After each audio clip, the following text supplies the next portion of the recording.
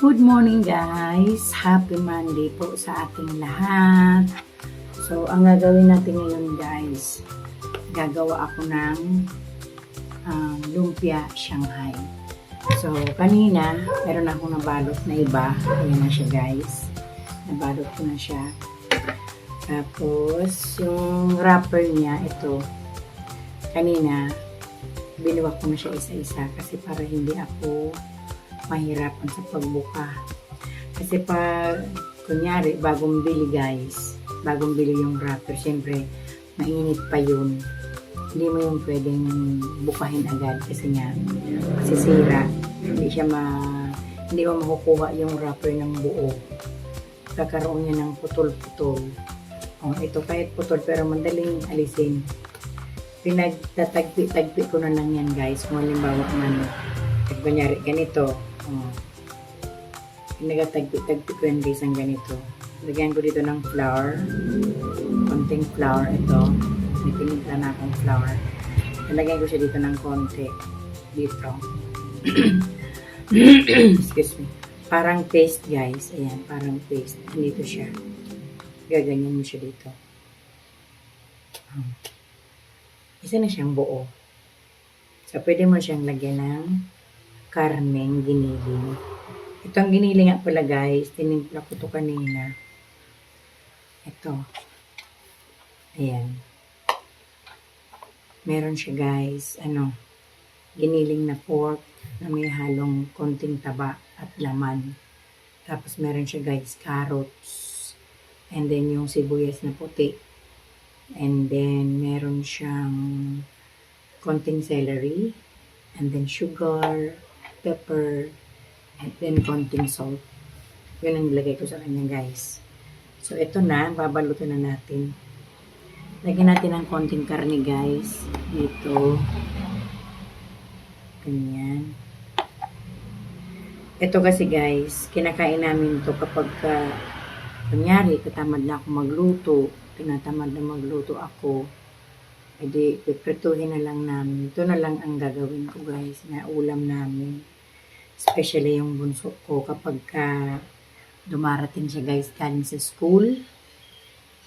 Kunyari, di pa ako nakaluto kasi marami nga akong ginagawa dito sa bahay. Ayun, ganito na lang pinapakain ko sa kanya. So, ayan guys, lalagyan natin siya ng sliced cheese. Konti lang. Kasi pag marami, konti lang magagawa ko nito kasi marami pa akong babalutin. Dapat magkasya yung cheese ko guys. Ito guys ang ginagamit kong cheese. Oh. Ito ang ginagamit namin dito cheese kasi buo ang niya, buo ang tawag dito. Buo ang cheese kapag kinain mo, hindi siya nag-melt. Anyway, cheese yun ang gusto ko guys, yung buo. Kapag kasi nag-melt, pag nainitan na siya ng mantika, hindi mo na siya malalasahan kasi natunaw na siya guys. So, para sa akin, ganito ang gusto kong cheese. Yung buo pa rin kahit naluto na sa mantika yung lumpia mo, buo pa rin. Maglagay pa tayo guys. Ayan. Yung bunso ko guys, nasa school. Nag-school siya.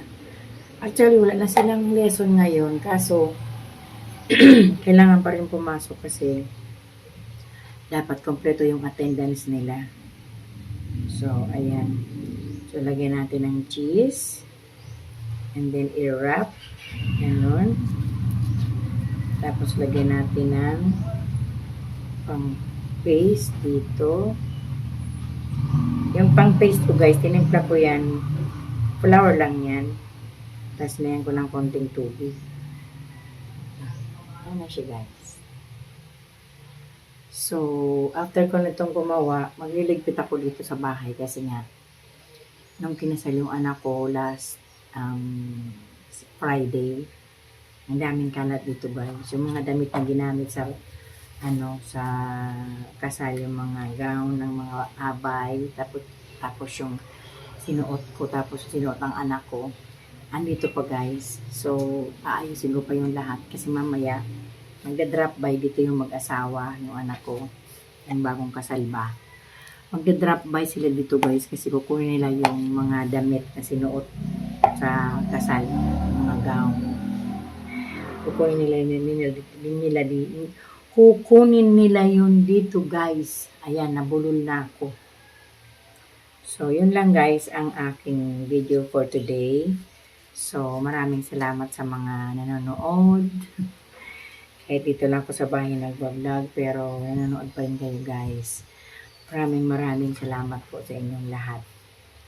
And then, dun sa mga nagpa-follow, sa mga nagsishare ng aking videos, maraming salamat po sa inyong lahat. So, good morning everyone and may God bless us all sa ating lahat. Bye!